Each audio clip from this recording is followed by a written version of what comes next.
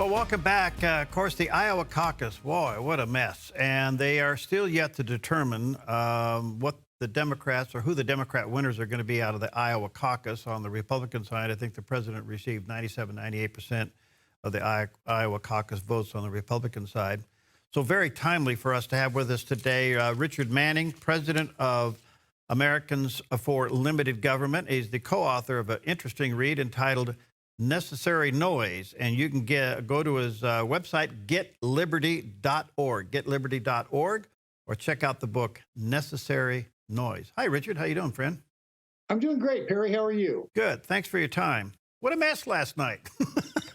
Yeah, it's the same people who sit there and say, let us take over your health care are sitting there saying, but we can't even count votes using 20th century technology. Because remember, it wasn't just the app that failed.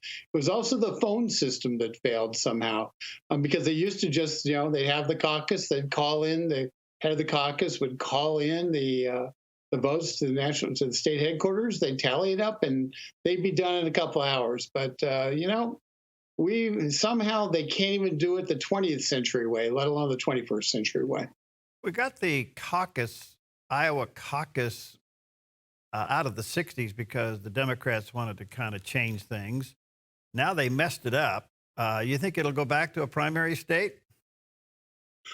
Well, I think what's going to happen, and this is really too bad, I think Iowa is going to become, they're going to become irrelevant. They're no longer going to be a caucus state. Yeah. They'll no longer be the first state in the nation. I don't think the Democrats are going to allow that to continue. And what's unfortunate about it is Iowa and New Hampshire matter because the national candidates have to actually go out and press the flesh. They actually have to talk to people. Mm-hmm. They have to talk to people with various concerns. They have to talk to in Iowa. They have to trump through snow and talk to farmers and small business people and all those people who the coastal elites ignore. The Democrat candidates for president actually have to talk to them. The political operators have to talk to them. And that has a tremendous informative value on our political system, which so often is just determined by those who happen to live within 100 miles of either ocean. So you're looking at a system that matters, an experience that matters, and unfortunately, I think it's going to be washed away due to the incompetence of the Democrats in the state of Iowa. Does anybody benefit from this glitch?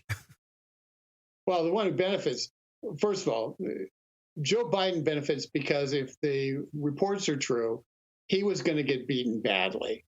And so he benefits because the sense that he's still a front runner has not been pierced. That'll get pierced in New Hampshire when Bernie Sanders cleans the floor with him. The people who were hurt were Bernie Sanders and probably Buttigieg. Buttigieg, because he would have got, if he was coming in second, as some numbers from different campaigns would indicate, he would have gotten a bump, both a financial and a bump in terms of publicity, which would have helped him going into New Hampshire.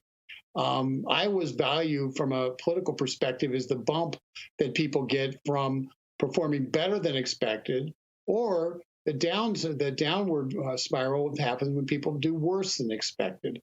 And basically, Biden was saved because nobody's going to be paying attention when they finally come up with the numbers, and he'll be on to New Hampshire. And Buttigieg is hurt because he is not going to get a bump, and Sanders is not going to be cemented as the front runner in the race.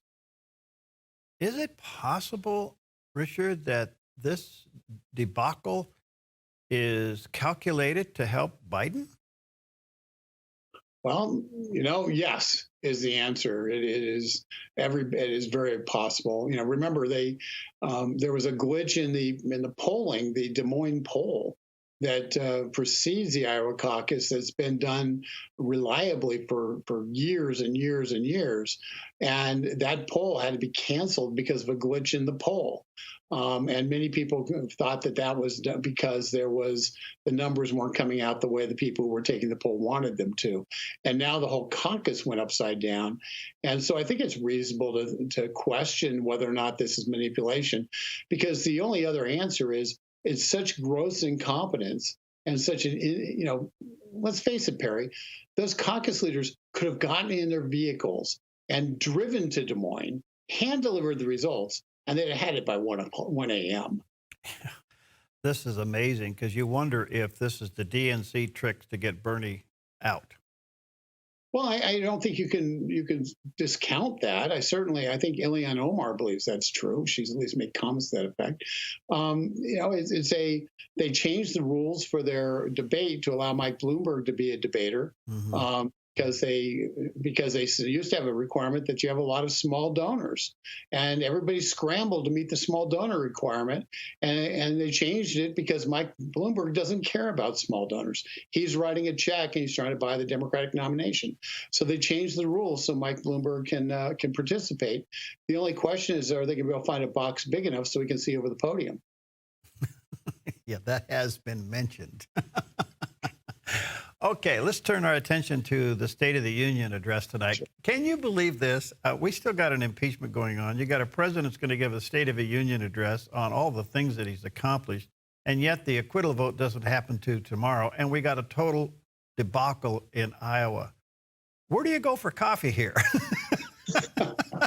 I have to tell you, President Trump's going to give a State of the Union address tonight that's going to talk about the things that are going right, the victories of the last 3 years, record low unemployment, record low unemployment numbers for blacks, Hispanics, Asians, whites. It doesn't matter. The rising tide's lifting all boats. He's going to talk about wage increases for the bottom 20%. Far outpacing wage increases for the top 20%. He's going to talk about blue-collar America and how it's being restored, how manufacturing jobs are coming back, and how the USMCA is going to help continue that trend, and how he's changed the world's trading relationships to benefit the United States and our workers.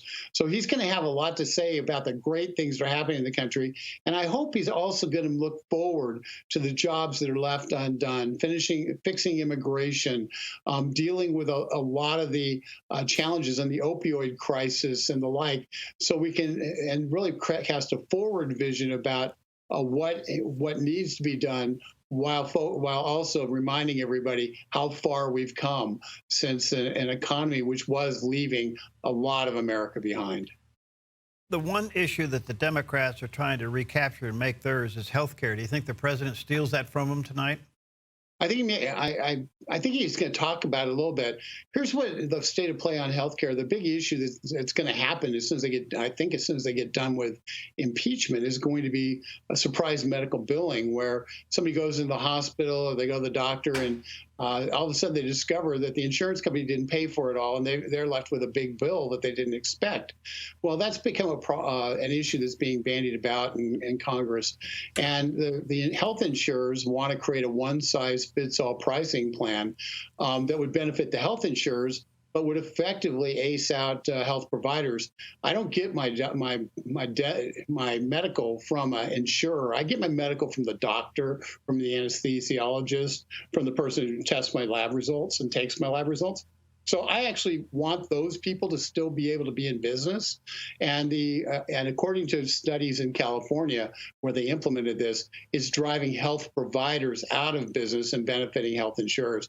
I'm hoping they'll go with the second plan, which New York State has, which would take the patient out of it, but would make an arbitration system where the health providers and the health insurers can fight it out between themselves with a neutral arbiter. That makes a lot more sense, because at least then our doctors and our nurses and our anesthesiologists and others get paid a fair price for their services, as opposed to what health insurers and the government seeks to impose upon them. All right, we're talking to Richard Manning today, president of the American for Limited Government. Great organization. You can go to his website, getliberty.org. Go there and support him. Check out the book, Necessary Noise. All right, Richard, let's jump ahead. State of the Union's over. Positive message to the country. Tomorrow, he gets acquitted. The president gets acquitted, because there's no way they're going to get 67 votes to throw him out. So he gets acquitted. What do you see happening on the left and the right? And does the right, and I know it'll be seen as revenge, but man, they almost have some civil responsibility here to go correct some of this mess. Do you think they will? Well, what I hope happens is that the congressional process actually works, and Lindsey Graham does what he says he's going to do to try to get to the bottom of what was happening in Ukraine with Joe and Hunter Biden, and with the obvious the obvious conflict of interest and discover, was there actually a violation of law, or were they just stupid and really greedy? So I hope Congress will get to the bottom of that. I think what we're going to look at, though, is Bill Barr, Attorney General Bill Barr, and John Durham, the prosecutor who's looking into the entirety of the Russiagate stuff. I think that they're going to end up center stage, because we're going to start seeing some real movement in that regard to get to the bottom of this entirety of this plot to take down President Trump. And so it's my hope that we'll hear and see a lot more from Bill Barr and John Durham, because quite honestly, Perry, our country needs to know, our citizens need to know that our FBI, our CIA, and other intelligence agencies aren't actually attempting to manipulate our elections. Everybody's worried about the Russians. Quite honestly, based on what I know that occurred over the last 4 years and the attempt to stop Donald Trump by our intelligence agencies, I'm a lot more concerned about what's happening in the FBI headquarters than I'm concerned about what's happening in the Kremlin. Good for you. All right, one last question. The president is acquitted tomorrow. So is it a Bill Clinton thing? He still remains impeached, or is he acquitted? Well, he's acquitted, as was Bill Clinton. And he still, there was an impeachment vote in the House, and and just like we say, Bill Clinton was impeached but acquitted. It'll be the same thing with Donald Trump. I think what's different here is that this was so brazenly partisan that they didn't get a bipartisan agreement in the House. I think there's a big asterisk next to the impeachment, because it was clearly driven by partisan dislike of this president. The people behind the impeachment were talking about impeaching the president, before, actually 20 minutes after he was inaugurated on January 20, 2017. The Ukraine situation didn't come up until 2019. And yet they were gearing and trying to gear up for an impeachment.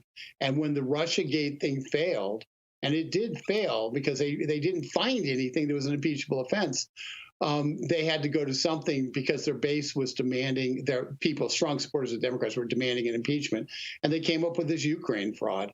It's a black mark on our Congress.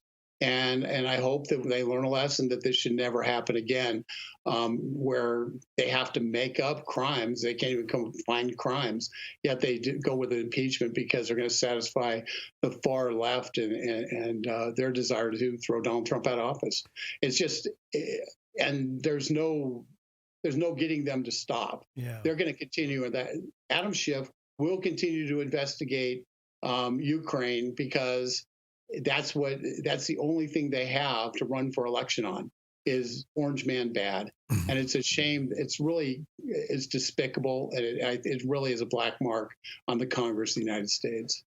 The Democrats are very good at blaming you for what they are doing, which is so interesting. But why, or do you think, looking back, that for the lack of due process in the investigation on the House inquiry into the impeachment articles, in and itself, the way all of that was ran was an abuse of power? Do you think those charges will ever be brought up against some of these House managers, including the Speaker? Well, I think they're going to be brought up in the election, and I'm hoping that they get rejected as a majority party in this country. Ultimately, the voters are the ones who are going to bring it up. They didn't break any laws per se. Congressmen, believe it or not, if you or I are in front of a member of Congress in a committee hearing, and we say something that is disputable, they can take us up on charges of lying to Congress. The only people who are immune from that are congressmen. Congressmen can lie to Congress all they want, and they're completely immune from any charges. So, we have a situation where there's absolutely no break on Adam Schiff, except for the people of this United States taking the gavel away from Nancy Pelosi and not allowing him to be the committee chair. Because as far as Nancy Pelosi is concerned, he's doing just a fine job, because he tied up. Think about this, Perry. The Democrats have been trying to tie up the Senate so they can't get judges and confirmations done. That's been their plan from day one when Donald Trump became president. And by having an impeachment trial, they effectively eliminated about 2 weeks of Senate time that where we could have gotten more judges confirmed, people confirmed into positions to run the government, and instead what they did is they wasted 2 weeks of Senate time, which is extremely valuable. So they did accomplish the mission. They slowed down the Senate's filling the judiciary with Donald Trump appointees, hoping that they can run the clock out and that Donald Trump loses in November of 2020. Fascinating. Richard, thank you for your time. I know you could be anywhere. You've given us a few moments. I'd love to connect with you on the other side of all this mess. Let me say to our viewers and listeners, check out getliberty.org. That is their website for Americans for Limited Government. And also check out the book, Necessary Noise, co-authored there by Richard Manning. But go to their website. These guys are frontline warriors. Support them, getliberty.org. Thank you, Richard. God bless you, my friend. Thank you, Perry. God bless you.